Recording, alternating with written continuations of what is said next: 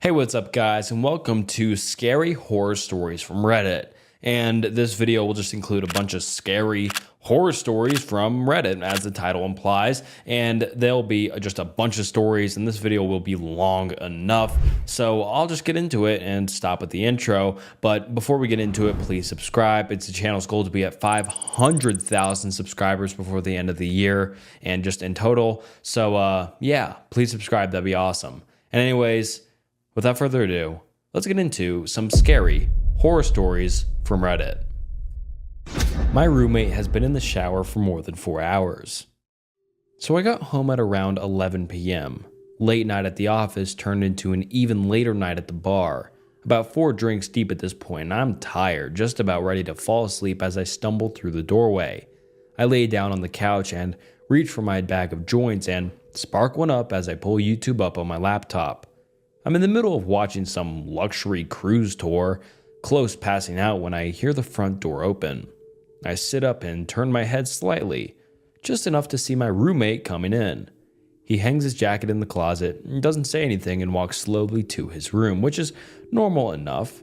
I'd been living with him for about 3 months, long enough for me to pick up most of his tendencies. The guy really doesn't talk unless spoken to, which was far from a problem for me. He also generally kept things clean on his end, never causing much in the way of problems. I really couldn't complain, so I go back to watching YouTube, and about 5 minutes later, I hear the shower in his room turning on. Once again, nothing strange. At this point, I'm watching bare-knuckle boxing highlights with my eyes half open, maybe 1 or 2 minutes away from passing out. I remember waking up in darkness, my head hurting, my throat dry as hell. I sat up slowly, waiting for the grogginess to settle into something manageable. Once it did, I grabbed my phone, checked the time, around 3:30 a.m. from what I remember. I was starving, and so I got up, began walking towards the fridge, and then I noticed it. A soft but ever-present noise in the background. It took me a few seconds to really recognize what it was. The shower. Suddenly, the events of last night began replaying in my head. Drinking at the bar, Ubering home, laptop, and couch. My roommate coming in, home, the shower turning on, and I stood there for a while, trying to make sense of it. Maybe he went to bed and forgot to turn it off? I shook my head. There's no way that happened, I thought. Maybe he slipped and fell? Realizing the implications of this, I rushed towards his room but found his bathroom door locked. I began pounding on it. "Hey man, you alright?" No response. I considered kicking the door down but decided to call 911 before I did that. I took my phone out, preparing to dial, when I noticed that I had an unread text. One for my roommate. "Hey man, I couldn't sleep, so I went over to my girlfriend's place. Not sure when I'll be back. Sent 2 hours ago." I look at the bathroom door, then back down at my phone. Everything about this was wrong. First of all, my roommate barely texts me, and certainly never to tell me that he's going out. Second of all, I know for a fact that he's single and has been for a while. And third of all, who the fuck was in the shower then? I tried calling him. No answer. Sent him some text, but no response. I walked over to his desk and saw the keys and wallet were still beside his laptop. My head's starting to spin at this point, and I get out of there, go back into the living room and turn on the lights. I'm pacing around in a circle, trying to follow the plot while also trying to ignore the shower. A noise that I never could have imagined being so dreadful in any context. Sometime later, I hear something vibrating on the kitchen counter. I move towards it and see that it's a phone. My roommate's phone. The panic begins setting in, and I immediately grab my keys and run out of the apartment. I make my way down the hall and take the stairs down to the lobby, but even that doesn't seem far enough away, and so I make my way over to the McDonald's across the street. I sit there for a while, considering calling the cops, but for some reason feeling too nervous to do so. But even though there's hardly anybody in there, the place begins to feel suffocating, and I decide to leave, walking back out onto the empty streets. Almost immediately, I get this feeling that I'm being watched, and I feel my gaze drifting up and towards the apartment. Soon, I'm looking at my balcony and I see somebody standing there. A dark figure stood completely straight. Stiff to the point where it nearly resembles a mannequin, but it isn't one. If I look closely, I can see it just slightly swaying. I froze in place, my mind hardly able to understand or accept what it was seeing. It's not my roommate. It's too tall. In fact, it's too tall to be anybody I know. Its head nearly scraping the bottom of the balcony above. No matter how hard I tried, I couldn't make out any of its details. The darkness and distance may have been enough to explain that away, but there was something about it that drove me towards a different conclusion. That this thing simply possessed new details that could have been observed. That the only element of its composition was that of an unadulterated darkness. Of course, my gut instinct was to get the hell away from it, but the voice in my head was telling me that if I were trying to run, this thing would end up following me.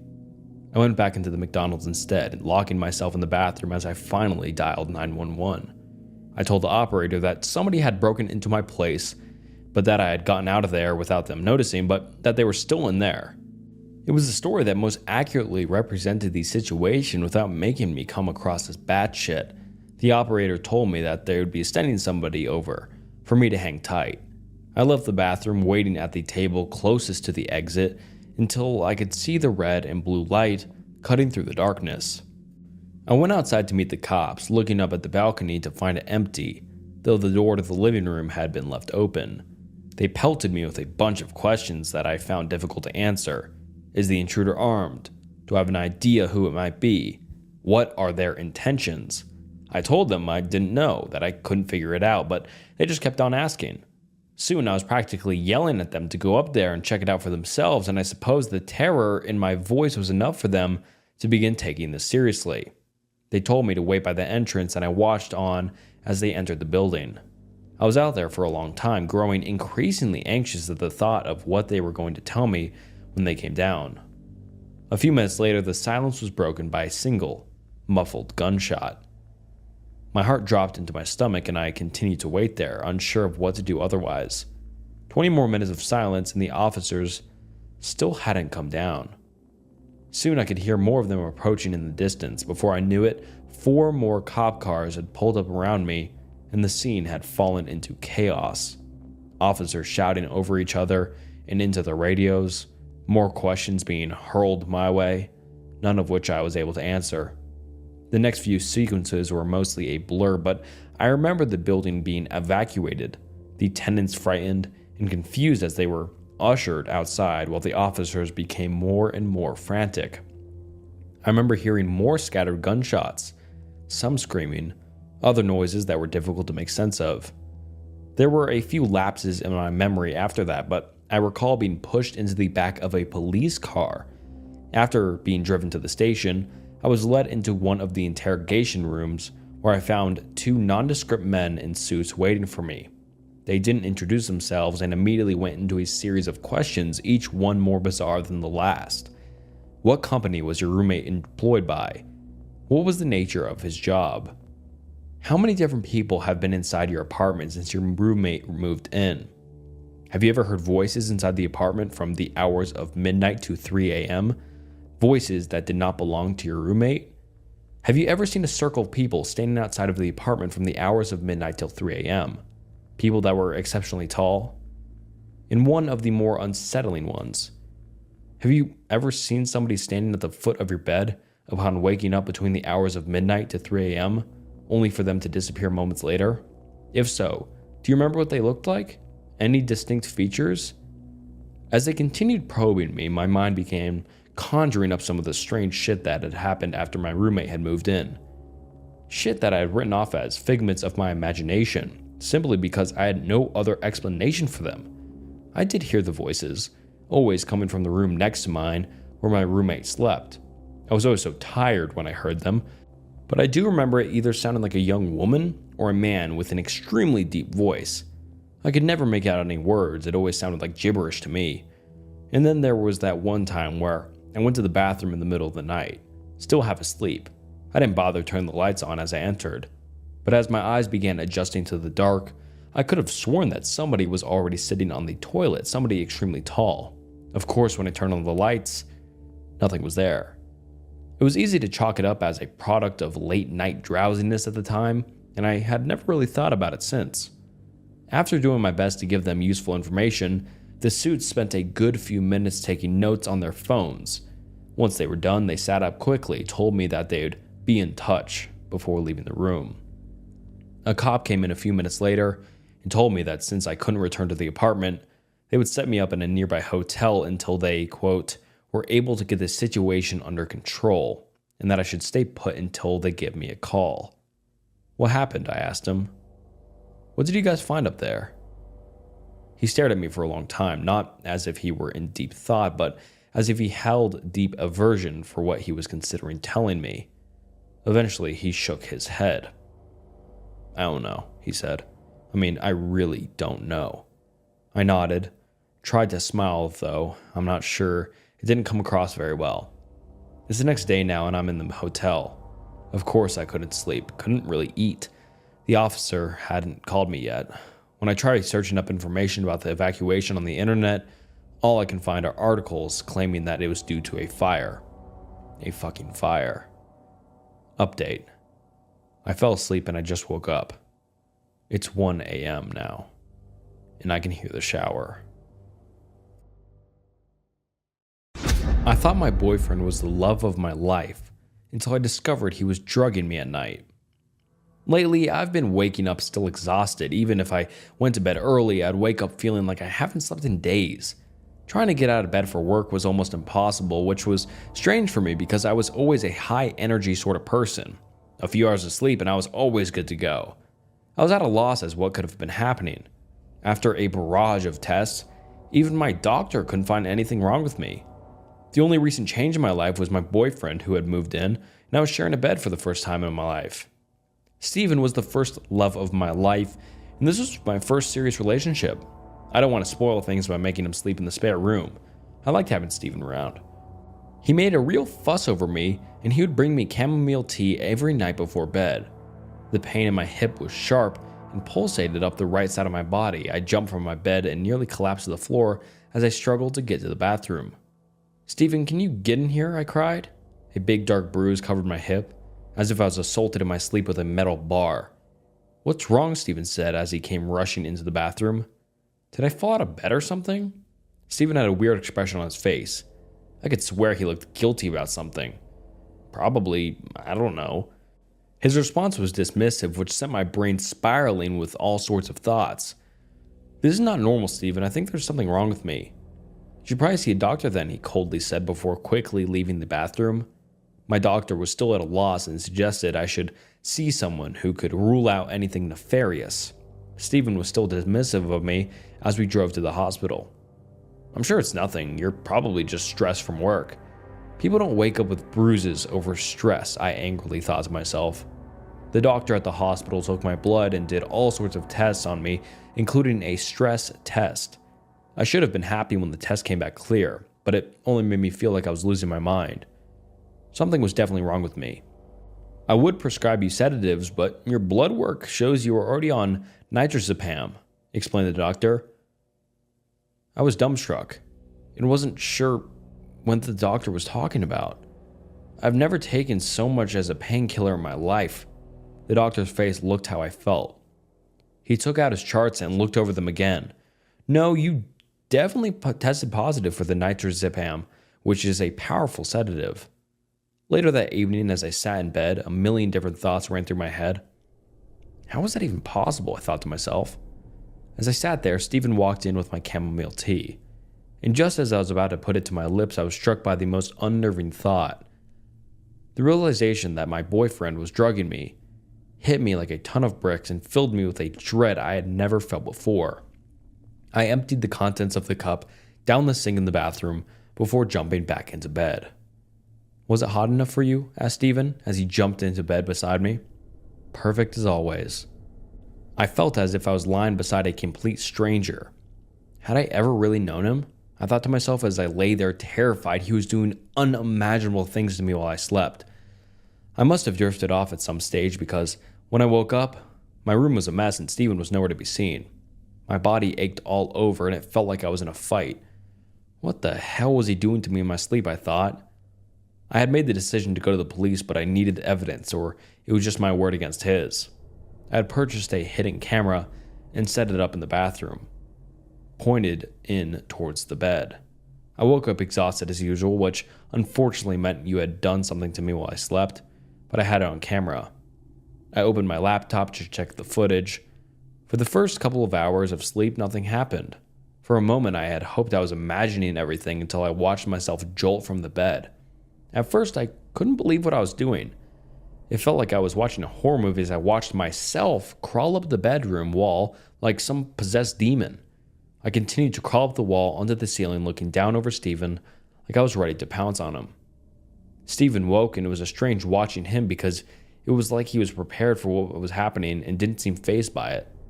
He took a stick out from under the bed as I pounced from the ceiling above, and he spent the next hour fighting me off. I watched as he subdued me on the bed before pulling out handcuffs and cuffing me to the bed. I looked at the marks on my wrist, which makes sense now. As soon as Steven came home from work, I ran and threw my arms around him. "Why didn't you tell me what you were going through every night?" Steven shrugged his shoulders. "I thought you knew, and usually the drugs I was giving you made things a little easier. Why are you even still with me? My last girlfriend was a jealous psychopath. You're a walk in the park compared to her." The 72-hour sleep ban. I've always associated my birthday with that depressing time of year where a cozy autumn turns into an early winter decay, where colorful leaves die, leaving a withered brown shell behind. Still, people are expected to celebrate their birthdays. It's strange if one doesn't. I don't. My fiance recently asked me why I never celebrate my birthday, and it's a hard one to explain. When you've been through something traumatic, everything sort of brings you back to that moment, one way or another. And while I'd love to tell her about it, I don't think I can without sounding like a maniac. I thought I'd start by telling my story anonymously and sort of go from there. It was the year I turned 13. "Since You've Been Gone" was blasting on the radio every hour of the day. My friends and I were quoting How I Met Your Mother religiously. It was a good time to be a kid. Since my birthday was in the middle of the school week, my big birthday plans were postponed until the upcoming weekend. Still, I couldn't complain. Birthday cake on a Tuesday didn't sound all that bad.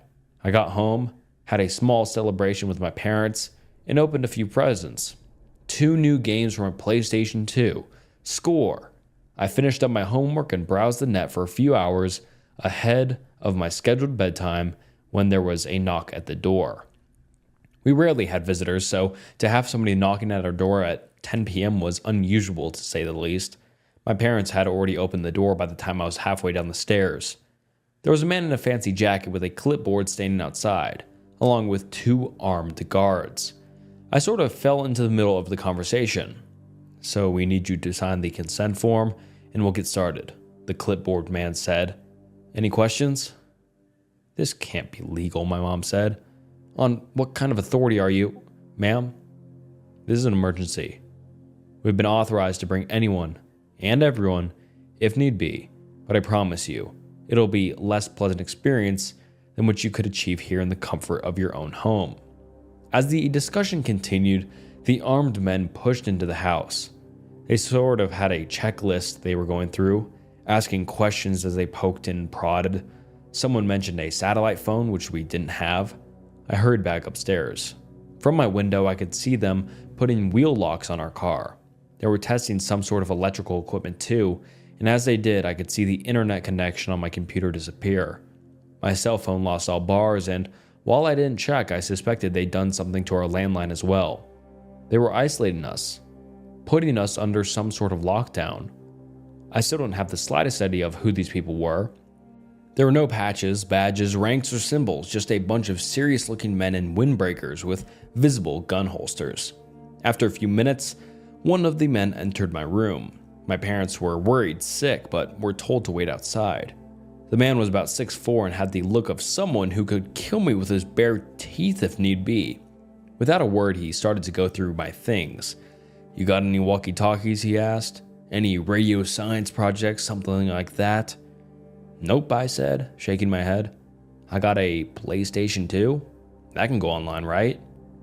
I never got the chance to answer before my mom added, "We don't let him play online games," she said. "It can't do that." As if to make sure, he pulled the power cable and dropped it into a sealed bag along with various knickknacks and keys they'd collected. They weren't taking any chances, and I wasn't playing my new games anytime soon, it seemed. As they finished up their impromptu house inspection, we were asked to gather downstairs. The fancy man with the clipboard cleared his throat, and the room felt deathly silent. Even my dad, who was usually a very assertive man, didn't have much to add to the conversation. That's how you knew it was serious. For 72 hours, this and surrounding neighborhoods are under lockdown, the man explained. There was a localized problem related to a recent geological event which has caused some unexplained issues. I'm sure you've noticed some minor oddities as of late. Like what? My dad added. Milk turning sour, house plants getting a strange color tint, swarms of frogs cluttering the roads. My parents said nothing, but they nodded. Perhaps they'd seen something I hadn't. The man put his clipboard as he explained, calmly. You've been exposed to something akin to a chemical. It reacts violently to the release of certain hormones which are associated with deep REM sleep. To ensure your safety, we are currently enforcing a temporary 72-hour ban of sleep. Excuse me? My dad took a step forward, but one of the armed men responded in kind. They both stopped before it had the chance to escalate. Exposure was approximately 9 hours ago, meaning you have about 63 hours left to go. That'll be approximately 1 p.m. on Friday. There is no way we can. This is non-negotiable. This is a matter of your security, sir. We have an emergency health service site, but I can promise you that it won't be pleasant. You'll be chemically induced into sleeplessness for the full duration of exposure until the event has passed. It can cause long-lasting brain damage. We are handed a folder each explaining our responsibilities and rights. An unmarked red folder with 3 papers, one explaining the right to force this upon us, another explaining that we'd already signed the consent papers, and a third one was a form explaining exactly when we could go to sleep.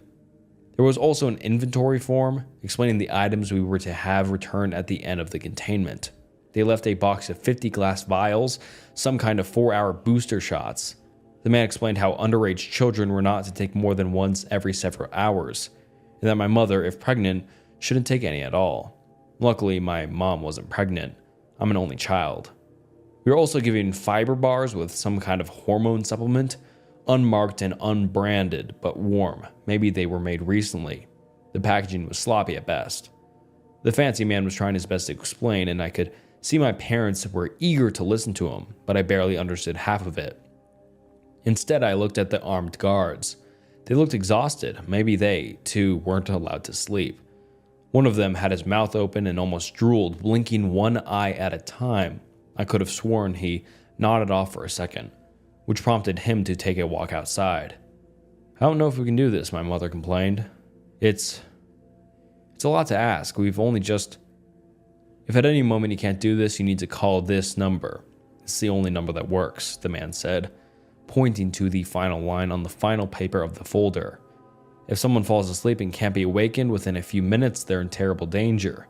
If that happens, try to keep them awake by any means until we can get here to pick them up. And then they'll be taken to our site in Macanto, where they'll be chemically induced to stay awake.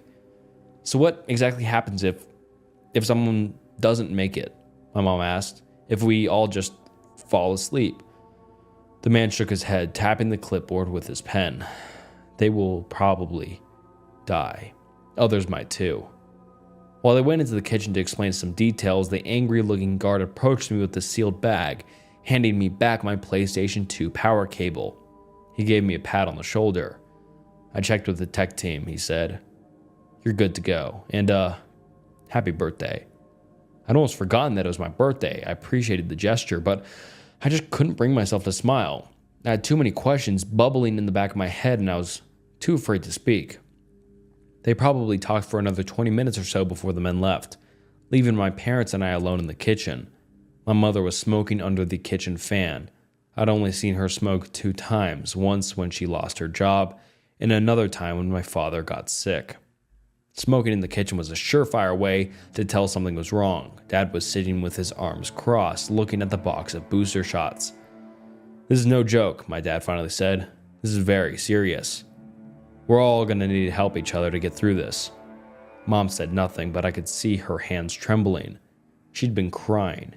She was shaking so much that the ash from her cigarette didn't reach the ashtray. It just plopped down on the stove. We can't be alone, Dad continued. We're gonna do our best to keep busy. You can play as many games as you want, but you can't fall asleep. They gave me back my power cable, I said.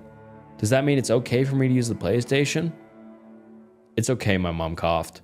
It's okay, honey. Play your games. For those first few hours, I didn't understand what the big deal was. No more school for the rest of the week, no bedtime, and unlimited screen time. That didn't sound too bad to me. I gamed late into the night.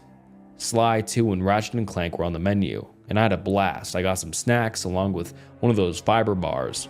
They tasted like twigs and raisins, but it made my brain calm. Not tired, but it made it easier to focus. It also made it harder to shut my eyes, making my eyelids itch. All lights in the house were kept on all throughout the night. Mom and Dad kept playing music on the downstairs stereo, and they desperately tried to keep me engaged. I was engaged enough just playing games, so I think it was more for their benefit rather than mine. At 5 a.m., Dad took his first booster shot. I could hear it all the way from upstairs. He was cussing pretty hard. Apparently, those things tasted like a mix of stale rice and death. Mom took her first boost about half an hour later, but she mixed it with orange juice. Apparently, that helped. By 7 a.m., even I was feeling it. I'd never been up all night playing games like that on a school day before. Sure, I'd pulled all-nighters with my friends, but it was usually something we prepared for, so by early morning, I could feel myself nodding off. My parents were checking in on me every now and then and decided to act. We were having family breakfast, pretending as if we'd already slept. You're always cranky in the morning, Mom said. Try to imagine this is just that, another cranky morning. I knew for a fact that they'd slipped one of those boosters into my cereal. I saw 3 empty vials on the counter, and I knew none of them had taken a second one yet. Still, I had little choices but to try. We weren't even halfway through the containment yet. As we finished our breakfast, we could hear commotion outside. I was upstairs brushing my teeth, watching through the hallway window. It was our neighbors, Larry Peterson, the 55-year-old man who worked the fishing supplies at the local mini mall, crawled out his front door. He was throwing up something black and blue onto the pavement. I'd never seen this man do anything more physically straining than trying to start a lawnmower, and now he was crawling on all fours like his life depended on it. I could hear his wife calling out from inside. She was screaming at him, but I couldn't hear what. Larry got up and almost leapt into the back of his pickup truck in a show of athleticism I'd never seen from him before. It wasn't until his wife got out of the house that I could hear what she was saying. "Larry," she cried. "Larry, wake up." I saw Larry Peterson grab a wrench, get out of the truck, and grab his wife by the hair. Suddenly, a hand covered my eyes. As my father dragged me away from the window, I could hear a scream turn into a gargle, followed by a hearty laugh. One I'd heard 1,000 times before. The same kind of laugh Larry Peterson would chuckle up whenever my dad tried to pull off a bad pun. My mind painted me a picture of what happened, and it wasn't pretty. My dad spun me around and stared into my eyes. I could tell he wasn't himself. There were lines across his face that I hadn't seen before. "Stay with me and Mom," he said. "Don't look outside. People are getting sick." "Are we getting sick, Dad?" I asked, a yawn escaping me. He shook me a little, as if to make sure I was paying attention. "We'll be fine," he said. "It's just a matter of time, but I don't want you to see people getting hurt. Larry isn't feeling well." There was a knock on the front door. Dad took point as Mom hid in the bedroom. I remember standing on the top of the stairs, looking over the railing to the floor below. There was a violent, angry pounding on the door. Larry Peterson's soft chuckle coming from the other side. He didn't say anything. He just pounded on the door with his wrench, laughing as he tried to get in. He went around the house, rattling our windows. He didn't get far before we could hear a car roll up. There was a popping sound, but not like a gunshot. I think they tased him. By the time I could hear Larry Peterson get dragged off, my mom had come upstairs with a smile taped to her face, asking me to show her how far I'd gotten in my new fancy video games. She was clearly trying to keep me distracted, but I didn't mind. At that point, I wanted desperately to be distracted. I could imagine Larry Peterson on the other side of the front door, his white t-shirt stained with a strange black and blue goo he'd thrown up, wielding that wrench with a manic grip. The thing was at large in my arms, in solid metal. I'd never considered it a weapon, but thinking about it made my blood run cold. Had he really killed Mrs. Peterson? Why? Mom and I spent the next few hours playing video games. We also made a plan. We went through our old DVDs and decided on a watching schedule. She'd originally planned a walk, but now we weren't to leave the house. She didn't want to say why, but I had the feeling that there was something outside the Petersons' house that she didn't want me to see. Bloodstains, maybe. I was too afraid to find out. My parents tried their best to keep the mood up, but I could tell it was getting to them. My dad was mostly just standing there, leaning against the door, staring straight ahead like in a trance. Mom tried to occupy herself by playing games and watching DVDs with me, but she was counting the minutes until she could get her next booster shot. I wasn't eager to take one. They made my stomach all queasy. We made it all the way until noon. Dad was having trouble staying up and kept washing his head with cold water. He tried to keep busy doing housework that he'd keep for a rainy day, but there was a constant distractions. We could hear sirens in the distance, and at one point there was someone spraying our front door and windows with a high-pressure water hose, probably to wash away the last traces of Larry Peterson. There were dog patrols going up and down the streets, along with the occasional phone call, the one number that still worked, where someone called to make sure we were all awake and accounted for. By dinner time, Mom was having stomach troubles. Her shaking had gotten worse, and she was having trouble with sudden change of smells. Dad kept rubbing his eyes and checking his watch, getting up every 10 minutes or so just to move around.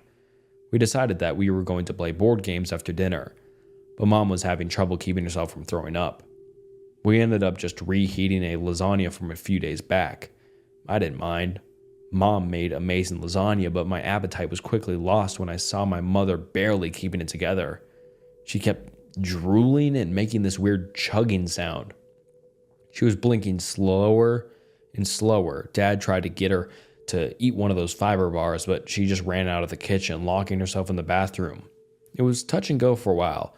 I could feel my heart racing as Dad tried to convince her to unlock the door, but she just couldn't do it. After a while, she stopped responding. Dad had to break the handle with a hammer, but it was too late.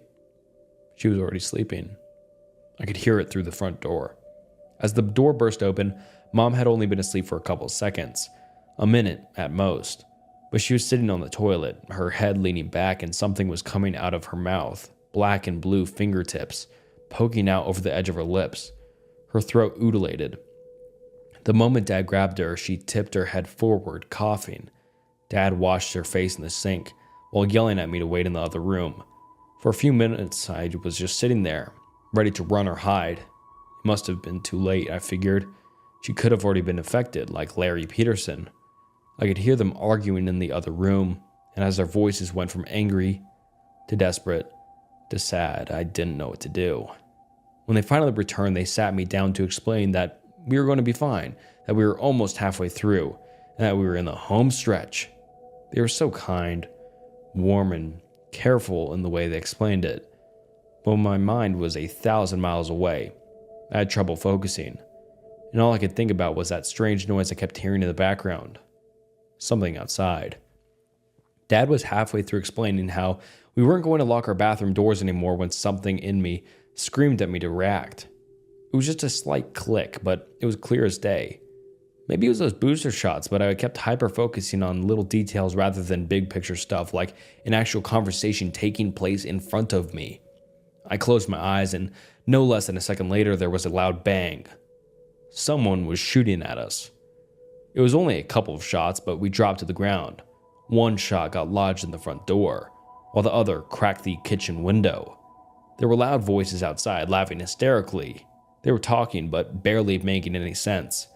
One of them sounded like she was trying to talk with food in her mouth. Mom and Dad kept quiet as 2 more shots popped off, one of them hitting the kitchen light. With an electric spark, it gave out, blocking out most of the kitchen. I could hear someone running and laughing as they continued down the street. In the distance, there were more gunfire, maybe someone responding in kind. "We can't stay here," Mom whispered. "We gotta call them." "You want to go to where they put Larry?" Dad answered. "To be put in a hospital full of these people? They're shooting at us. We can't just... Mom quieted down and looked at me. She and Dad excused themselves to talk in private while I was asked to move upstairs. I was to stay away from windows and I couldn't sit or lie down. They'd be up to check on me in a bit, but of course I was too curious. While still hearing them argue downstairs, I checked an upstairs window. I could see pretty far down the street, and in the distance I could make out a car stalling on the side of the road. The headlights were still on, but it was surrounded by at least 6 people. 2 of them were dressed like the armed guards we'd seen earlier. It took me a while to realize there was an old man sitting in the car. I'd seen him around a couple of times, but I didn't know his name. The surrounding people were trying to crack the car windows with various weapons. Tire irons, bricks, hammers, lead pipes, whatever they could get their hands on. It didn't take them long to break through. They reached in to pull the man out, who was far too off for me to hear the screams, but I could vaguely see what they were doing. They held him down and covered his face with their hands, his eyes, his mouth, his ears, leaving only his nose to breathe through. Then they just sat there. It took me a moment to realize what they were doing. They were forcing him to sleep. After a few minutes, they let go of him. The old man slowly stood up, leaned against his car, and started to dry heave. After a while, the same blue and black goo that I'd seen from Larry Peterson started pouring out of his mouth, stopping only as he coughed up some kind of clot that could barely fit in his mouth. A clot that moved. As he straightened his back, he looked at the strange group, and they walked down the street together. Some jogged, some sprinted. One of them crawled, but it looked like he held onto something with his teeth. Either that or something was coming out of his mouth. Something long. As they hurried down the street, I could hear more gunfire. In the distance, coming from another way, I could see another group of people, at least a dozen, but heading in another direction. Roaming gangs of sleep-deprived sick people. God knows how this thing affected them long term. When my parents were done discussing, they sat me down to explain that we were going to stay indoors and keep away from the windows, just in case. We were locking all doors and windows, closing all curtains, and not playing anything louder than necessary. We were to draw as little attention as possible. Of course, I agreed. What choice did I have? That night, I could tell things were deteriorating. Dad almost took a double dose of booster shots as he forgot he'd taken the first one, but Mom stopped him. There were no phone calls coming in. They'd stopped checking in on us. Mom even tried calling, but the line had been disconnected. The gunfire outside was further away, but more frequent. We could hear cars honking, but no sirens. Then there were fires, at least 2, somewhere downtown. We could see the smokestacks from afar. Mom wasn't doing well. She couldn't eat, and at times she could barely stay on her feet. She kept talking out loud even if no one was in the room with her. She had to lean against things to stay upright. She couldn't keep the fiber bars down, and she walked around with her head bobbing back and forth. Dad tried his best to keep her active, but he was having trouble as well. No matter how many cold splashes he took to the face, he just couldn't stay attentive. I wasn't doing well either, but nowhere near as bad. I still had my appetite, and I took my booster shots, but I could feel the side effects. My hands kept shaking, and I had a nasty headache. There were these pinches down my neck like someone was shocking me with a wet battery. I'd imagine things moving just outside my vision. I kept turning around to look at the windows as I'd start to hallucinate that there were screens. By morning, there was a new problem. Both the power and the water had been cut. There was a small lake a short walk from the house, and we had no choice but to try and get some water by hand. We had some drinking water stocked in the kitchen, but we needed some for the bathroom. Mom volunteered to go, but that was out of the question. She could barely stand or make a coherent sentence. There was no discussion. Dad had to do it. We watched him from one of the upstairs windows. The sun had just risen, bathing the withering landscape in long, sharp shadows and a sickly bright glow. Mom was just staring blankly ahead, as if trying to remember what was so important. Isn't it your birthday soon? She said out loud. That was Tuesday, I responded. Did you wish for you to get older? She asked. I wish for that. I want you to be able to get older. She looked at me and laughed manically. She blinked one eye at a time, her left eye lingering a little longer than her right. Her eyes were sunken and dark, and she kept giving me cross eyes. I think she meant well, but that look she gave me was nothing short of terrifying. It was like she'd been reduced to her most basic self. My mom was still in there somewhere, but most of it was just gone. After about an hour, I spotted Dad coming back. Mom and I were both relieved, but it didn't last long. I noticed he wasn't carrying any water. Moments later, I could see he wasn't alone. There were about 24 more people coming with him. Mom didn't seem to react. She just looked out the window and nodded to herself. For a moment, she was almost falling asleep standing up, her mouth moving up and down on its own like a bass out of water. I could see something moving in her throat. I shook her, and in a moment of clarity, she looked out the window again. As I heard something pound against the door downstairs, Mom pushed me into the closet. She ran downstairs to get the remaining booster shots and dropped it all on me, along with a wristwatch and a couple of fiber bars. Someone will get you," she said. Just wait and stay awake. I'll try to think of something." I didn't have the time to protest before she slammed the closet shut. I could hear a key slide into the lock downstairs. Dad may have forgotten something about who he was, but he hadn't forgotten how to use the house keys. I just sat there in the dark listening. I curled up into a ball. I didn't want to get too comfortable. I could hear furniture being turned over, unfamiliar voices yelling obscenities or incoherent nonsense. A fight broke out, and I could hear someone throwing something. Another person ran up the stairs and into the bathroom, repeatedly kicking the bathtub.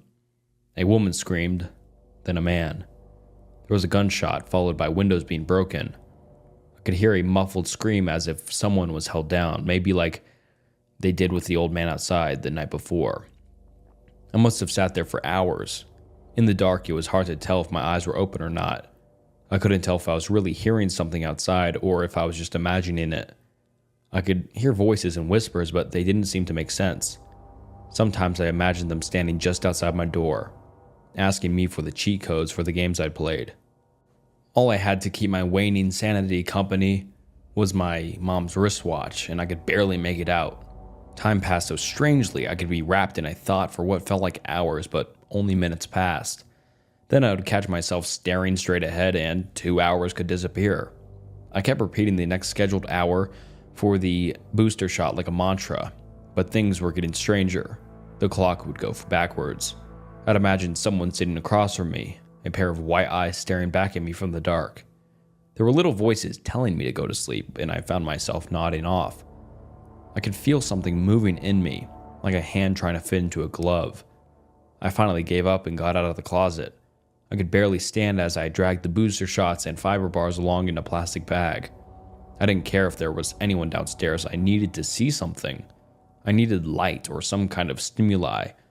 The whole house was trashed, every piece of furniture broken, every light smashed. There was blood splatter on the walls, and the front door was hanging on a single hinge.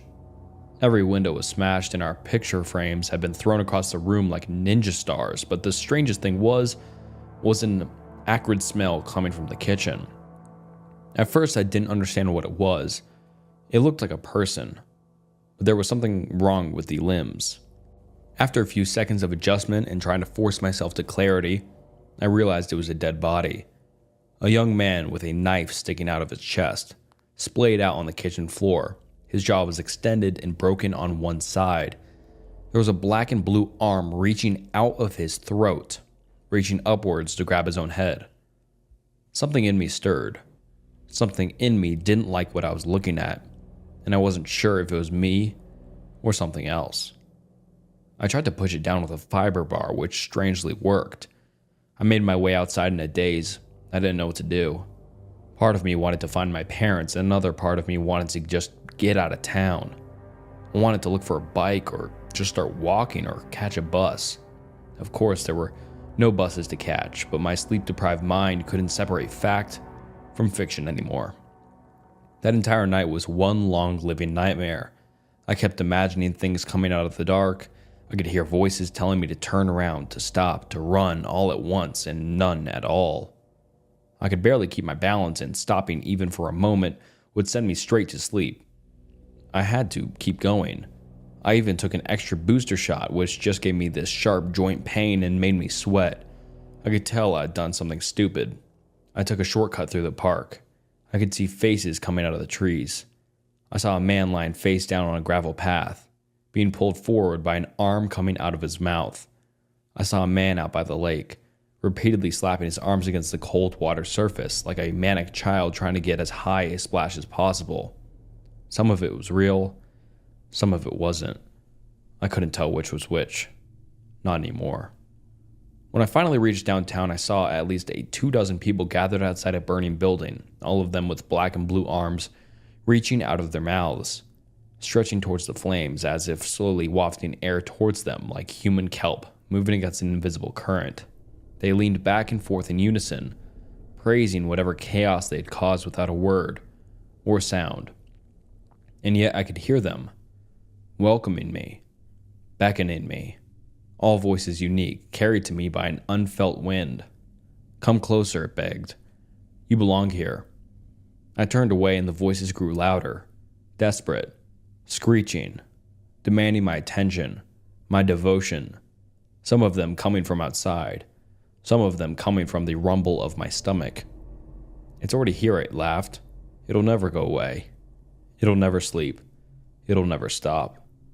Hands reached for me, a face in every window, voices reaching from beneath the concrete, gunfire, broken windows, glass cracking under my rubber boots as I shuffled past burnt-out cars. It was dark, then bright, then dark again. And at some point I succumbed. I felt concrete against my cheek, but I couldn't bring myself to get up. My legs wouldn't move. My eyes wouldn't open.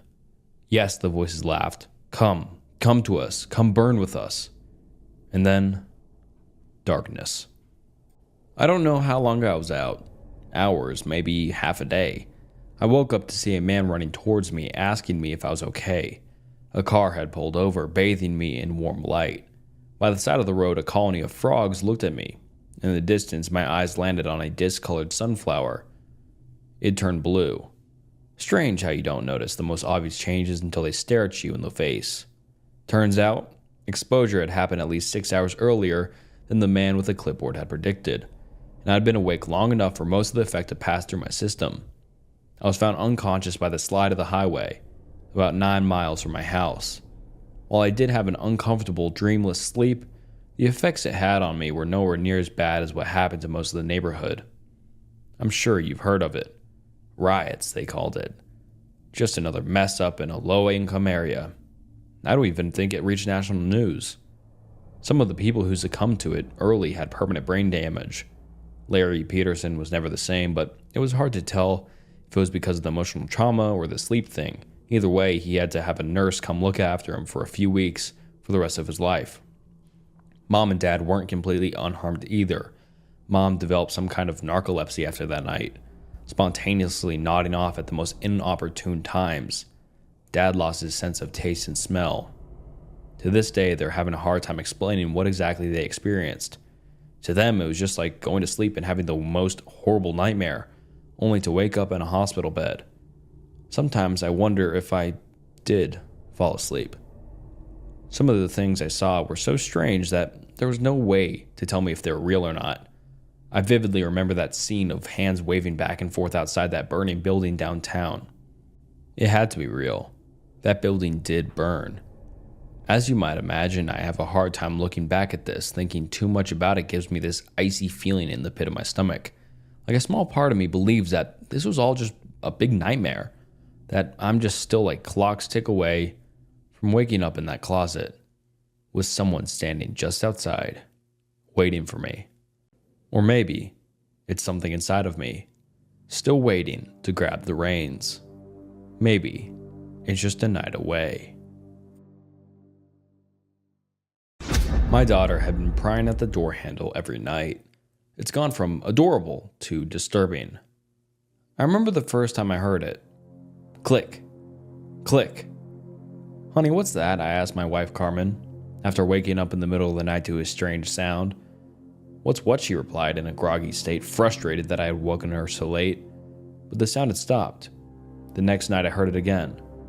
Click. Click. What could that possibly be, I wondered as I woke my wife again. This time she heard it. It sounds like the doorknob. But by the time we walked over to it, the sound had stopped. Luckily for me, back when I lived in the city, I'd always gotten into the habit of locking my bedroom door, and that tradition continued well into moving into my wife's apartment, and even our current home in the suburbs. The following night, we didn't hear the sound. Perhaps we were both in too deep of a sleep, or maybe it didn't happen that night, but either way, we thought the strange occurrence was behind us. Until the next night, when we heard it again. Click. Click. "Is that what I think it is?" Carmen asked. "It most certainly is," I replied, a chill going down my spine, as the recurring sound was beginning to genuinely terrify me. This time I tiptoed over to the door, careful not to alert whoever was turning it, and opened it quickly, only to find my 8-year-old daughter just standing there, staring at me. "Christy?" I asked. "Yes, Dad," she replied. "What are you doing, dear?" She nearly scared me to death. "I missed you and Mommy." It was so adorable that I nearly forgot how creepy the sounds of the previous nights had been. "That's all?" But then she simply turned and walked away. "Good night, Daddy." I climbed back into bed and let out a sigh of relief, relieved that my daughter was the source of the sound. But the next day, I started to think about it more, about the number of times it had happened, and how, after claiming to miss us, she simply walked away. So when it happened again the next night, I didn't open the door. Instead, I simply tiptoed over to it and listened. Click. Click. I heard my daughter tugging at the door handle, twisting and turning it into a clear attempt to pry it open while we were sleeping, or at least she must have assumed. That's when the whole thing began to actually terrify me. If she was trying to open the door and get into the bedroom while my wife and I were asleep, what did she intend to do? I became obsessed with that thought, to the point where I couldn't fall back asleep that night, and hatched a plan to get to the bottom of it. So the next night, I did what any rational parent would do when their child was uncharacteristically twisting at the bedroom door every night, and left the door unlocked. And so, after pretending to fall asleep, I lay in bed, waiting, passing the time on my cell phone so as to not fall asleep, until a few hours later when, in the middle of the night, I heard a new sound. Not that of the door handle twisting and turning back and forth, no, this time I simply heard the sound of the door handle turning, followed by the squeaky door opening. Click. Screech. I immediately turned off my cell phone and shut my eyes, just far enough so that I could see through them and pretend to sleep. What happened next still haunts me. Lying there in the dark, my eyes squinting, I saw the blurred shape of my daughter open the door, close it behind her, and slowly walk over to my wife's side of the bed. She must miss her mother after all, I thought to myself, giving her the benefit of the doubt, until I carefully turned my head just slowly enough so that my daughter didn't realize I was looking, and saw my 8-year-old daughter reach behind her and remove from her pajamas a kitchen knife. She held it up above her head and swung it towards my sleeping wife. Not before I'm able to reach my arm out and catch the blade in my hand, letting out a large scream. "Ah, Christy, what are you doing?" But she didn't reply. She simply let out a loud hiss and seemingly slithered away out of our bedroom door, through the hallway and back into her bedroom, while we heard her own bedroom door slam. We locked Christy in her bedroom that night. Before my wife drove me to the hospital, as I relayed the night's events, my impaled hand more than enough evidence to convince her of what had happened. I would like to say that after we got back, my daughter returned to normal, the sound of the door handle stopped, and we went back to being a family, living out our lives happily ever after. But when we got home early that morning, Christy had broken through her bedroom door and escaped from the house, never to be seen from again. Still to this day, I wonder where my daughter might be, still locking my door each night.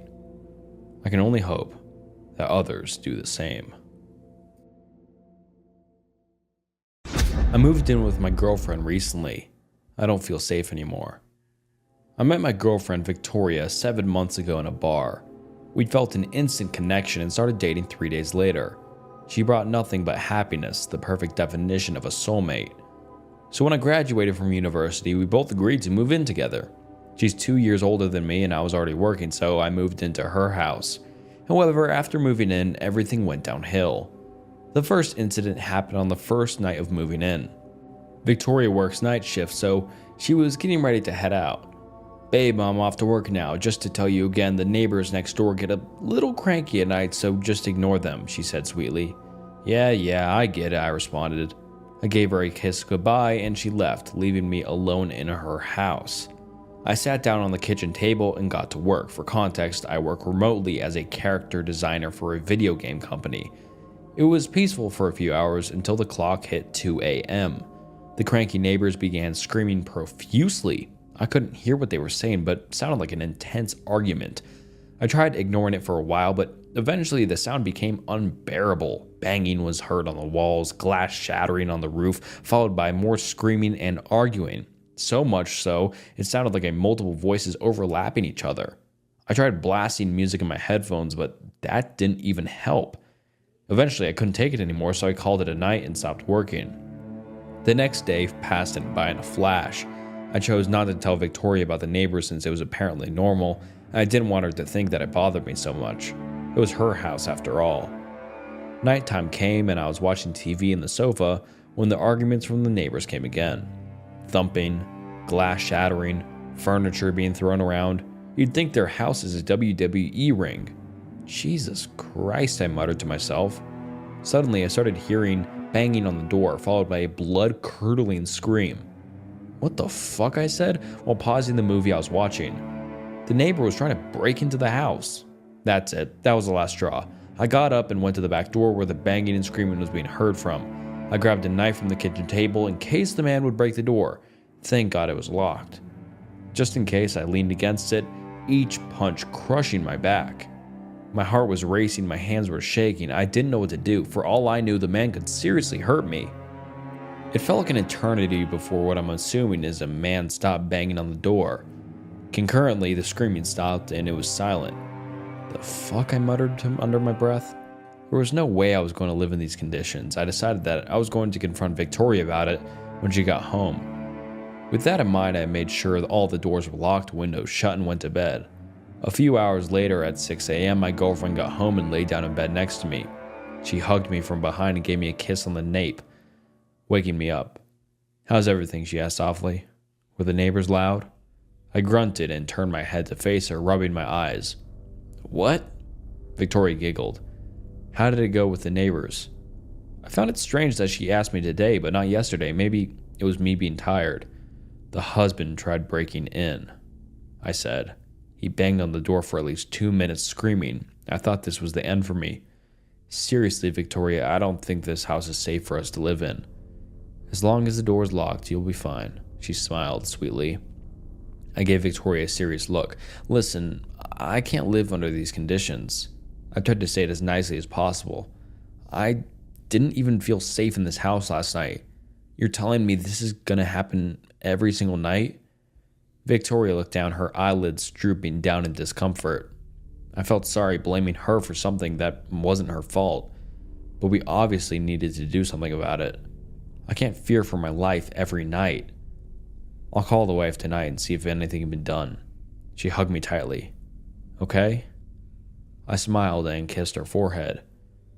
"Thank you, baby. I know it's not your fault, but it's impossible to live in fear in your own house every night." On the following evening, Victoria left for her night shift. Once again, I was left alone in the house. She texted me around 15 minutes later, telling me that the problem was solved and that it should be better tonight. I thanked her and laid down on the sofa to wind down. I ended up falling asleep while watching a movie. I woke up a few hours later at 4 a.m. to screaming from the psychotic neighbors once again. Furious, I got out of bed and prepared myself for confrontation. I was ready to finally get to the bottom of this.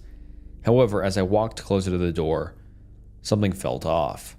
I noticed the voices and banging a little closer than usual, as if they were in the same house. It was the first time I ever really paid attention to where the sound was truly coming from, but it was still unexpected. Subtle, but unexpected. Following the traces of the sound, the screams didn't take me to the front entrance or to the house next door. They took me to the basement door, the only part of the house I hadn't gotten into yet. My heart began racing. This has to be my hallucinations. The sounds can't be coming from my girlfriend's basement, right? With my legs trembling, I tried to push the basement door open, but it was locked. It only resulted in even louder screams coming from downstairs. They sounded like a cry for help. "What the fuck is down there?" I muttered. The thought alone sent shivers down my spine. Thankfully, or unthankfully, my uncle taught me lockpicking when I was younger in case I was in a dangerous situation when I needed it. Thanks, Uncle Will. So if there has ever been an opportunity to use this skill, it would be now. I took 2 paper clips and started fidgeting them inside of the lock. In just a few minutes, the door unlocked, but it still wouldn't open. I looked around the house for anything I could use until I found a crowbar. Using all my might, I pushed the door open. Looking back, I wish I hadn't. Instantly, I heard loud, blood-curdling screams piercing my ears. Screams that you'd only hear in horror movies. Covering my ears, I forced my way downstairs. What I saw was horrific. Dead bodies of dozens of guys were organized in a line on the floor across the basement. Worst of all, every guy there looked to be around my age, many looking like the exes Victoria had talked about in passing. Above them was a jar. Inside, it looked to be their faces with a large glow surrounding them. They were screaming in absolute agonizing pain. From what I saw, it looked to be their souls. The sealed, trapped souls of innocent men facing endless pain in their afterlife. The stench was unbearable. The bodies were bled out, as if everything inside of these men were sucked out to leave only their pure skin. Despite that, their faces were somewhat recognizable. Every body neatly placed to keep its original shape. Their names written in blood in front of each body. Jack, Noah, Michael, etc. Their screams sounded more like loud gasps from up close. The room was so loud I was getting dizzy. The screams only got louder. It sounded loud enough to screech into my brain. My mind went blank, my body shaking at the thought that this was my girlfriend's creation. It got even worse when I got to the end. Another name written in blood, with no body behind it, as if it was still prepared. Dylan. That was my name. I then got a notification on my phone, a message from Victoria. My heart stopped just by reading it. "Hey babe, on my way home. Sorry about yesterday. Let's have some fun tonight." I listened to a true crime podcast about myself. Every night on my walk home from work, I listen to true crime podcasts. Even though my favorite podcast already released their episode for this week, the app said there was a new one. Excited, I hit play. It was a small town, the kind that still has mom and pop shops lining the street, the kind where everyone knows your name. But little did the residents know that they would soon be rocked by a horrible crime. I stopped at a traffic light. The red glowed in the darkness, glinting off the wet street. A black SUV sloshed by. Across from me, eerie blue refrigerator lights glowed from inside a corner deli. The chairs all up on their tables, feet in the air. The signal turned to walk. That chilly September evening was no different for the young student. She had left her shift at the local store and walked back home, except she never made it home. Young student, local store. Damn, this was close to home. I was a part-time student at Franklin Community College and worked at the local convenience store. And of course, I was walking home. I glanced behind me, looking at the alleyway behind Alessandro's Pizza, which was dark except for the neon light spilling from the sign. Her boyfriend reported her missing the next day. The town conducted a volunteer-led search, and after 2 days, they found something. Dread formed in my stomach, anticipating a body, but what he said next was so much worse. Washed up on the shore of Warrenton Lake, they found a pair of size 9 red Converse sneakers. I stopped and looked down at my red Converse sneakers, damp from the rain. What the hell? My heart began to pound. The shoes were sent to a forensic analysis, who would compare its wear patterns to another pair of her shoes to try and determine if they belonged to the victim. A rumbling sound made me jump. I turned to see a dark SUV turning left at the intersection. Didn't I see that car a few minutes ago? Maybe it's following me, and the car passed me and disappeared into the darkness. Come on, Sarah, get a grip. Converse are popular sneakers, a little out of fashion, but still, 9 is a common woman's shoe size, and what college student doesn't have some sort of job? What, You think you're listening to some kind of prophecy of your own death? Yeah, right. After a few weeks, the results came back. The analyst was certain. The shoes belonged to none other than Sarah Campbell. The blood drained from my face. Sarah Campbell. My name.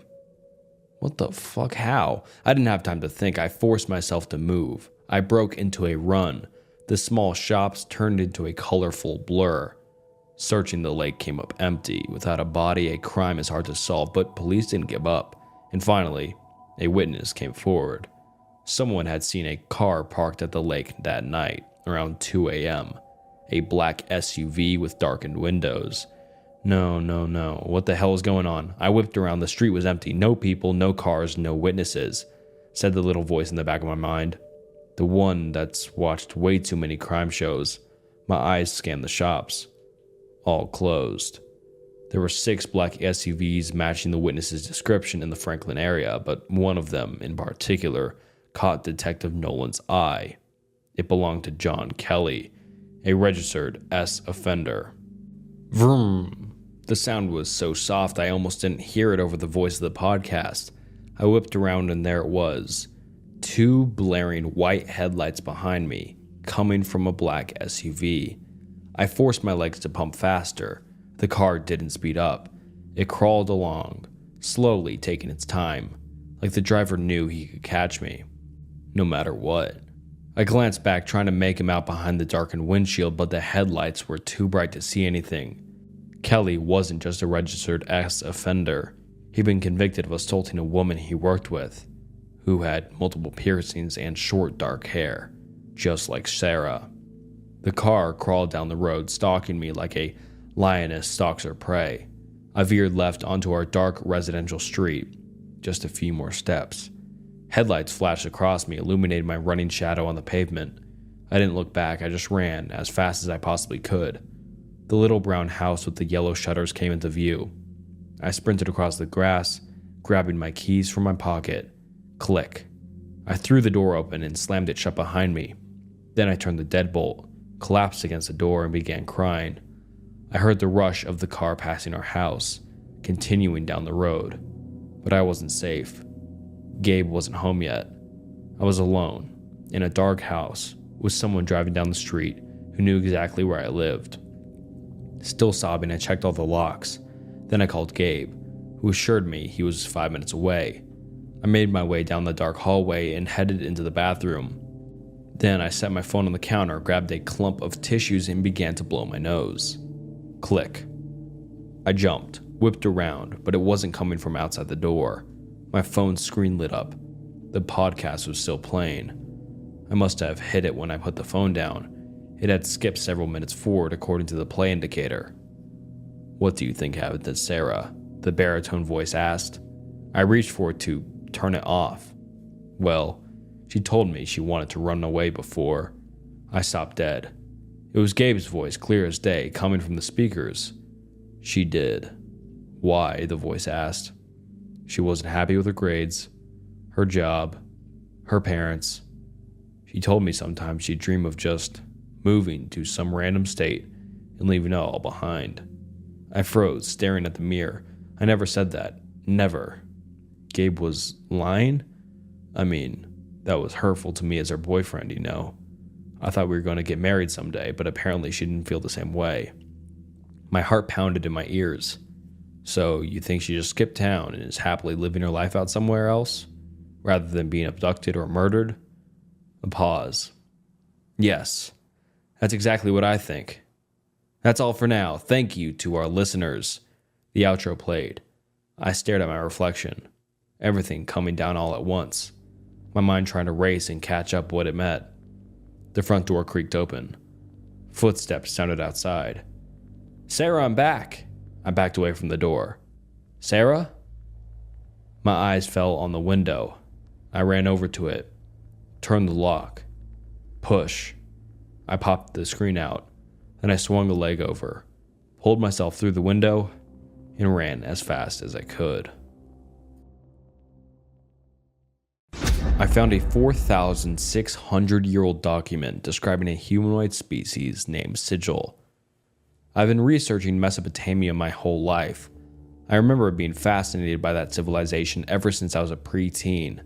Unlike my friends and schoolmates, I spent my time daydreaming of Sumerian kings in the Euphrates River. I then grew up, went to college, and became a summer researcher. I'm not a particularly prominent historian, but I'm one of the very best when it comes to translating Sumero-Akkadian cuneiform writing, especially from around 2800 to 2500 BC. I wasn't expecting a lot when I was invited to translate some newfound tablets. I mean, I was personally excited, but was sure the contents would be mundane enough. My employer was a little private museum in Istanbul and specialized in artifacts from the Gilgamesh dynasty, and prided itself from having snatched these new items from the British Museum. I was welcomed at the airport by the owner's second assistant, a flamboyant and clever Arabic man who spoke English with almost no accent. "I've been assigned to accompany you during your stay, madam. Please inform me of your every need." Ayman was a pleasant man around my age, the Turkish version of an English butler. He gave me space to work, but politely reminded me of making at least 2 meals a day when I was too deep in my work. His presence helped me so much with my productivity. Still, no matter how great an experience it was, I'm terrified of my findings. The following is my translation of one of the tablets.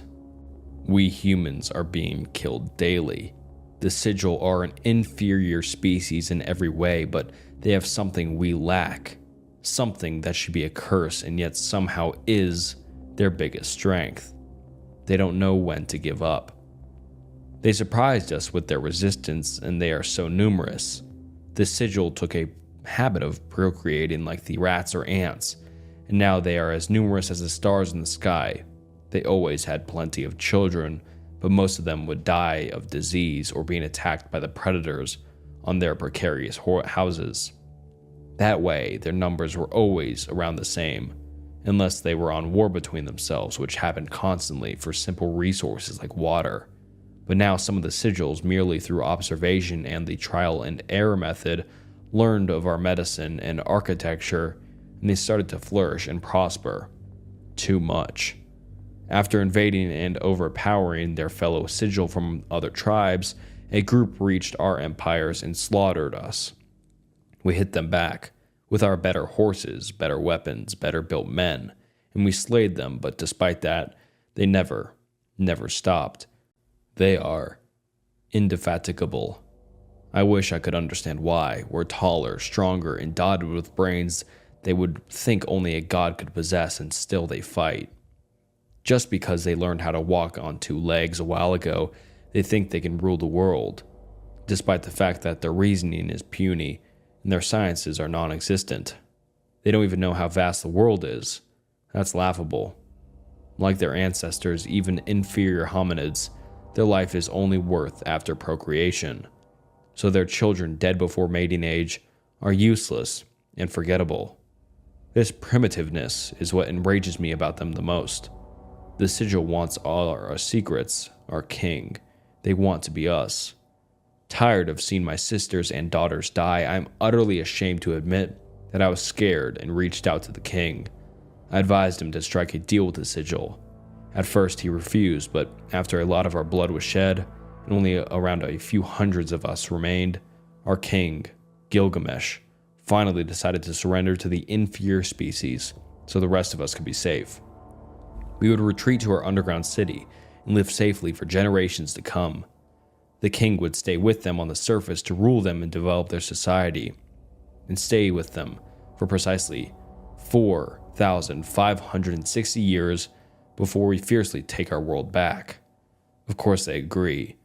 They don't even understand how much time that is, but it's not a lot for us. We never die. We are simply reborn on a new body on a new generation. Every time wiser, stronger, purer. We are moving to our fortress deep inside the earth by the ending of the forthcoming Ara Abdur Arku month. We will make no mistake this time. We'll keep the sigil under constant surveillance and learn all their secrets. Next time, we won't have any weaknesses, just like they almost did to us. We'll destroy them all mercilessly. I was shocked to realize that we are the sigil. There's a way more advanced civilization living underground on this planet as you read this. By chemical testing, the museum expert was able to determine the age of this tablet with incredible precision. The Sumerian calendar is very alike to the Gregorian calendar we use nowadays. It has 12 months, alternating between 29 and 30 days, following the moon cycles, which have 29 and a half days. There's a 13th month with 33 days called Ara, Adaru, Arku that only happens every 3 years. It was added to compensate for the discrepancy. It wasn't hard for me to convert 4,560 years for them to our Gregorian calendar, using the tablet's age as the year 0. And I found out that the real humans, with their superior brains and hatred for us across millennia, are coming back to reclaim their land soon? How soon? According to my calculations, the 4,560th Sumerian year is next year. There is no such thing as Area 51.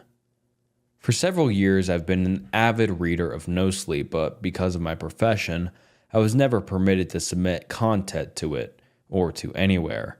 Occasionally, an Area 51 story pops up. I used to work at Area 51, or I snuck into Area 51, etc. These stories always made me want to so badly to finally jump in here, but I always held my tongue until now. Using a series of proxies and all kinds of networking jibber-jabber, I think I'm in the clear making this post. I won't bore you with the details. I came here to No Sleep after years of lurking, to correct a lot of the misapprehensions and legends about the most infamous military installation in the world. I'm doing this now because even if I get caught, I have a really useful insurance policy. I'm seriously ill and not likely to recover, and I've got no family that I'm in contact with that could be retaliated against. There's nothing anybody can do. I think. There's no such thing as Area 51. Sorry, and the fact that it's the golden egg of conspiracy theories worldwide is exactly what the US government wants. I'm writing this in a bit of a rush, and I don't have any of my thoughts organized, so I'm just going to break it down as follows. Groom Lake, Paradise Ranch, Edwards AF Extension, Restricted Training Facility, UX-104. These are a few names of the place you may know as Area 51. I don't know much about its history, but essentially it was intended by the US Air Force to be a secret weapons testing facility during the Cold War. It had a few on-site extensions, one of them for developing experimental rocket and jet engines. One was for training contingents of troops for nuclear warfare and post-apocalyptic survival, etc. But much like the third Star Wars movie, the site and purpose got out around the time of the Roswell incident, and a media frenzy popularized the base. The government tried at first to quell speculation about it, but then adopted another strategy: feed into the hype, and simply move the base a few dozen miles away. Today, Groom Lake, or Area 51, is a small but functional military airport and base. It's got a bunch of bunkers, mostly housing low-security servers, and some munitions tests are performed there. Staff are regularly moved in and out, mostly folks who are low on the totem pole and trying to climb up the ladder to the real facility. There are some very outdated nuclear fallout shelters that are still maintained and used for storage. The facility consumes an enormous amount of power, and everything possible is done to make it look like a well-guarded military base that is engaged in some huge secret operations. The employees really do fly there every day from Las Vegas on conspicuously inconspicuous jets marked as Janet, sometimes referred to as just another non-existent terminal. And they want you to notice and wonder. They want you to wonder where those jets are going. And they never want you to spend 1 second thinking about where they came from. The real Area 51. This is the most exciting part because, as far as I can tell in my very limited and clandestine researching, nobody has ever divulged the real secret before. It's pretty highly guarded, and they straight up murder people who are stupid enough to share it. Murder isn't even the right word. They erase people from existence, sometimes entire families. That's why the government freaks out when they find out that one of their employees is terminal and has nothing left to lose. It's why if you're an employee there, you only see their doctors, so that they know about your health before you even know about it. They want you to die real quick of a sudden heart attack so that you never have a moment to think about how you might do a public service and air their dirty laundry. And sometimes they induce those heart attacks when they determine you to be a HMT, or health motivated threat. But I didn't need a doctor to know that I am suffering from some malignant tumor that killed my father, glioblastoma multiforme. Every 3 months we get a health evaluation, and every 6 months we get a CAT scan. I simply didn't report the very damning symptoms this past eval, and I'll probably be gone before they scan me next. I really wanted to do this instead. Maybe just to be the first, I guess. The only other thing I've ever done with my life is fix computers. The real security military base in McCarran International Airport in Las Vegas. The history of the airport was always bound up in military involvement before and during World War II. The Army Corps of Engineers and the Air Force were building, storing, training, and doing all sorts of things there. Basically, the government, and its corporate benefactors in the military-industrial complex, of course, acquired full ownership of the airport around the time Area 51/Groom Lake exploded in the public eye. It was a rush job and a simple solution. For all intents and purposes, McCarran is an airport. It moves civilians in and out all over the world just like any other airport on Earth. But its subterranean operations are really something else entirely. First of all, you have to understand the structure of this military base, because it serves ostensibly as a business of public transportation. Every single aspect of the base has dual functions. This is called masking, and it is deployed with remarkable effectiveness at McCarran. To name a few examples, the constant takeoffs and landings of airplanes provide sound camouflage for cutting-edge engine tests. The public completely ignores these sounds and dismiss them as the standard cacophony of airports. Some of the jets themselves are even equipped with technology under test, while others are used to transport hundreds of government employees dressed as vacationing civilians. At any given time in McCarran, up to 6 of the gates, corrected by reader, I initially said terminals, are filled with employees of the highest echelons of the US military and government. They sit around on their iPhones, dressed as college kids in their pajamas or wary businessmen, and they're paid to look the part. The entire base is heavily guarded by plainclothes soldiers, military police, tactical specialists, counterterrorism forces, and all kinds of soldiers scurry around the airport dressed like cops, airport security, and desk attendants. Their weapons are usually concealed sidearms. The real firepower is packed by the boys waiting around underground. Assault rifles and armor-piercing weaponry is stored around the airport's public spaces in various places. It's not hard to do because nobody's looking for it. And of course, they hire a good number of civilians to work the TSA and other positions. This is called mixing, and it's necessary. What kind of airport would never post any job listings? Have you ever watched the mechanics ducking in and out of the planes outside, or seen your luggage loaded onto the plane as you board? Well, all that cargo transport actively acts as a cover for the mass movement of special forces, lab equipment, military hardware, exotic building materials, etc. It's not hard to do. They drive one of those rigs by with all the luggage spilling out of it, and then you instinctively don't question what's on the other 4 rigs behind it. We even have mix-ups and spills occasionally, and nobody bats an eye.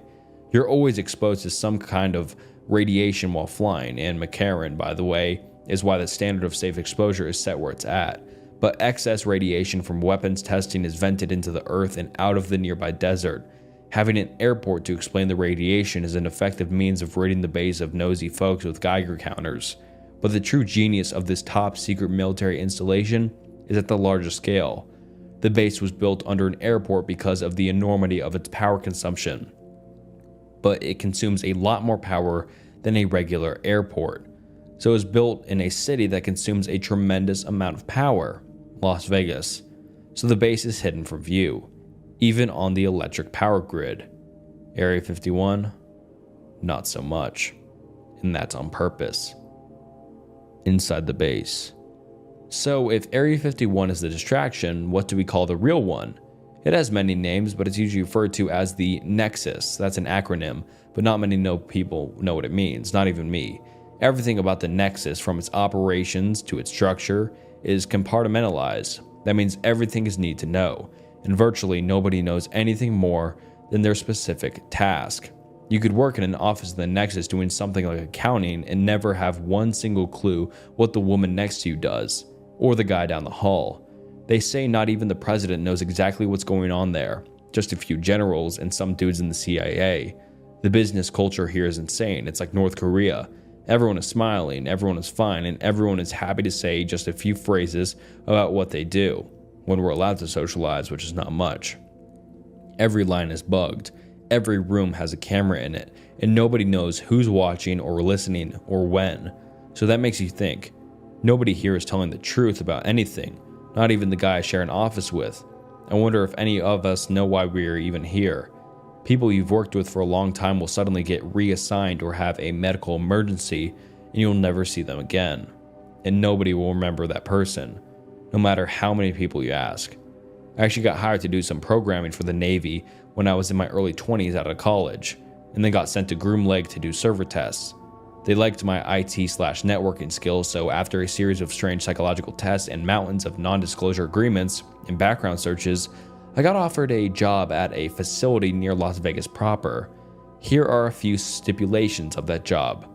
By the way, it's a $1.5 million after-tax lump sum plus a $220,000 a year stipend, housing, car, medical paid for, but psychological breakdowns, anxiety attacks, grave health conditions, and family issues void the contract.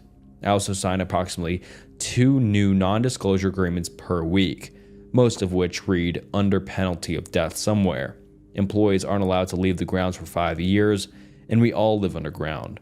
Terms of service is 5 years, then 4 in debriefing, wherein we get to live in Las Vegas but report to another facility 4 days a week.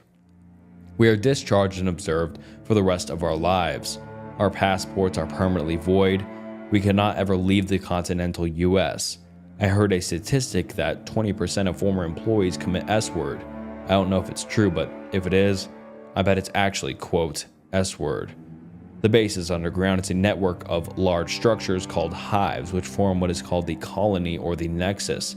We make lots of Resident Evil jokes, by the way, except unlike in the movie, the government doesn't try to make its employees feel comfortable with fake forests and windows overlooking digital cityscapes.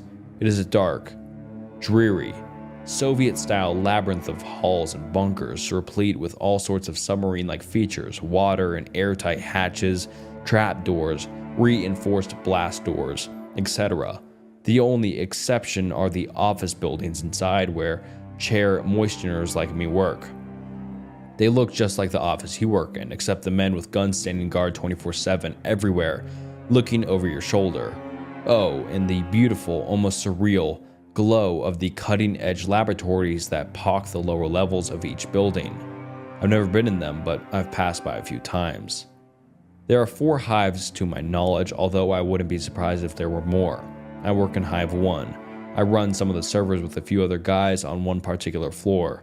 There are 16 floors in our hive, but we monitor and maintain all of the servers in Hive 1, so we move around a bit.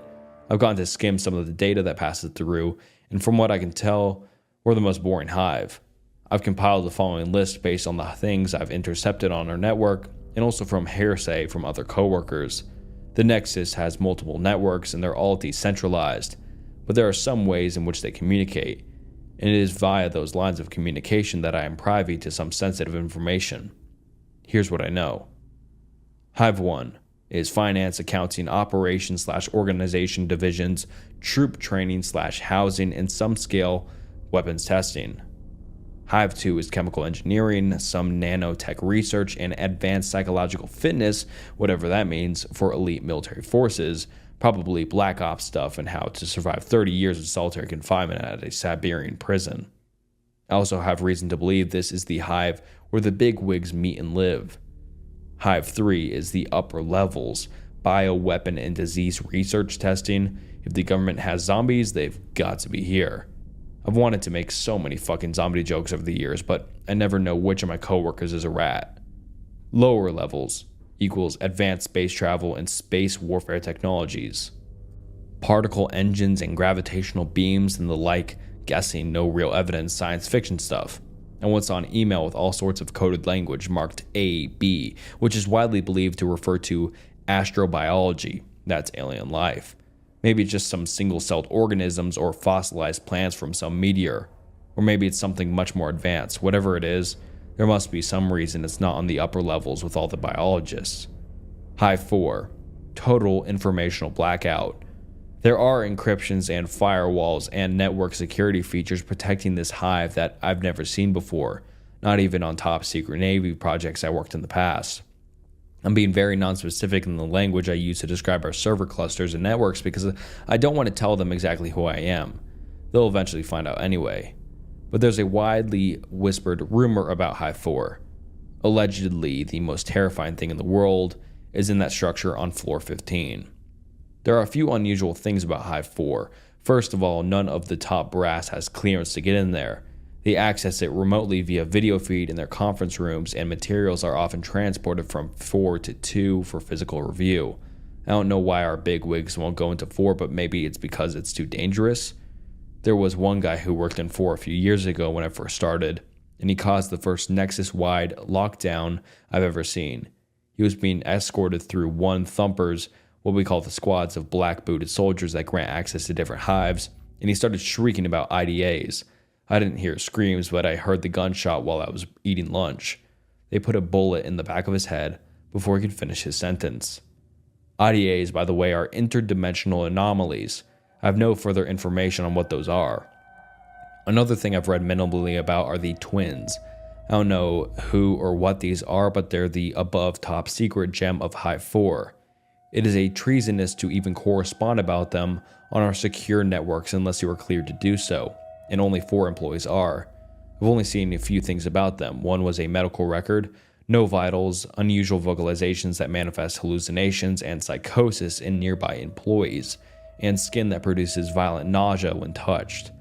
The document was basically speculation about the skin functions, much like the Australian stinging tree or a jellyfish. I read documents about people who worked with them as well. In 4, a woman was reprimanded to the psychological ward after being in the same room with them, and a soldier who stood outside of the laboratory where they are kept basically committed S-word.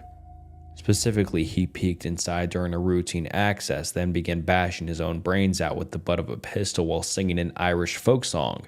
The woman who was reprimanded to the psych was even weirder. During breakfast with her colleagues, she grabbed a fork, stood up, walked out of the mess hall, stripped all of her clothes off, blinded herself in both eyes, then somehow managed to make her all the way up to floor 1, where the access corridor to Hive 3 is located. How she managed to operate the dozens of keycard readers, passcode boxes, and retinal scanners is still under review. Last email regarding her was sent in 2012, and how she sits in the dark of solitary on floor 11 psych ward with a permanent and blissful grin on her face.